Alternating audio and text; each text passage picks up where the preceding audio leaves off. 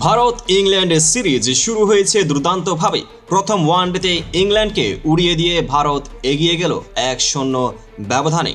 কিন্তু দ্বিতীয় ম্যাচে কি হতে পারে, আজকের বিশ্লেষণেই থাকছে ম্যাচের গুরুত্বপূর্ণ মুহূর্ত, পরিসংখ্যান এবং ভবিষ্যৎবাণী।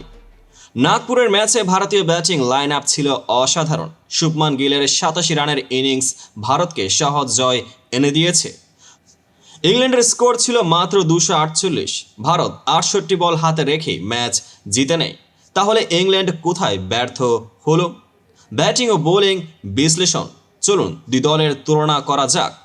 ভারতের ব্যাটিং, শুভমান গিল দুর্দান্ত, তবে রোহিত কোহলি এখনও বড় রান পাননি।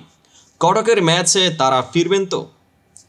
ইংল্যান্ডের ব্যাটিং, জস বাটলার, জো রুটের দায়িত্ব ছিল ম্যাচের গভীরে নিয়ে যাওয়া, কিন্তু তারা ব্যর্থ।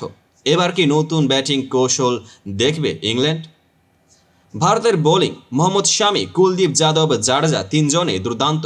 পরের ম্যাচেও কি এই স্পিন সিম কম্বিনেশন বজায় থাকবে? ইংল্যান্ডের বোলিং, জোফরা আর্চার, আদিল রশিদ ভালো করেছেন, কিন্তু শেষ পর্যন্ত তারা ম্যাচ বের করতে পারেননি। এবার কি বেশি অ্যাটাকিং ফিল্ডিং সেট করবে ইংল্যান্ড? ভারতের সম্ভাব্য একাদশ: রোহিত, রাহুল, গিল, কোহলি, আইয়ার। এ ব্যাটিং লাইন আপ যে কোনো লক্ষ্য তাড়া করতে পারে। ইংল্যান্ডের সম্ভাব্য একাদশ: বাটলার, রুট, ব্রুক। বড় রান পেতে হলে শুরুতেই উইকেট ধরে রাখতে হবে ইংল্যান্ডকে। ম্যাচ উইনার হতে পারেন ভারতের জন্য হার্দিক পান্ডিয়া বা কুলদীপ যাদব, ইংল্যান্ডের জন্য লিভিংস্টন বা আর্চার। তাহলে দ্বিতীয় ওয়ানডেতে কি হতে চলেছে? ভারত কি সিরিজে 2-0 পকেটে পড়বে, নাকি ইংল্যান্ড ফিরবে সমতায়? আপনার মতামত কমেন্টে জানাতে ভুলবেন না। দেখা হবে পরবর্তী আপডেটেড ভিডিওতে। পেজটিকে ফলো করুন, চ্যানেলটিকে সাবস্ক্রাইব করে পাশে থাকুন।